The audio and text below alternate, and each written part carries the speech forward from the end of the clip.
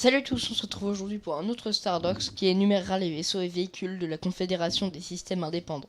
Pour affronter la République, les chefs commerciaux séparatistes se sont dotés de plusieurs sortes de gigantesques croiseurs stellaires. Parmi eux, on compte notamment le célèbre croiseur de classe Lucre-Hulk de la Fédération du Commerce. Des frégates stellaires de classe puissante, fournies par le clan bancaire, sont également répandues durant la guerre des clones. Des destroyers de classe Providence, comme la main invisible du général Grievous, sont aussi utilisés.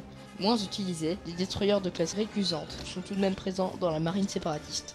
Pour transporter des troupes et des véhicules, la CSI utilise des cargos, eux-mêmes chargés la plupart du temps dans des croiseurs Lucre. Tous ces croiseurs sont appuyés par des chasseurs automatisés pour la plupart. Le Vautour-droïde est le plus répandu et le plus polyvalent d'entre eux. Le trichasseur sert d'intercepteur aux séparatistes. Ces missiles contiennent des vibrodroïdes qui détruisent les commandes des vaisseaux ennemis. Les chasseurs de classe Iéna servent de bombardier à la CSI.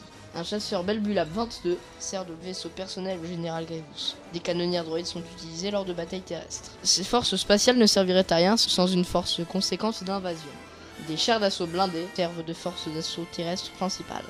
Des tanks droïdes automatisés servent sur des terrains accidentés comme Kashyyyk. D'autres véhicules automatisés servent en cas de terrain accidenté comme les droïdes araignées Tracker ou les tanks de classe Hellfire. Tous deux sont présents lors de la bataille de Geonosis. Pour transporter des armées de droïdes de combat, des TMT, transports multitroupes, parcourent les mondes envahis. Pour transporter rapidement des troupes isolées, des STAP, systèmes de transport aéroporté personnel, sont fréquemment utilisés. Voilà, c'est la fin de ce Stardox. On se retrouvera plus tard pour une prochaine vidéo. Alors, au revoir et que la force soit avec vous.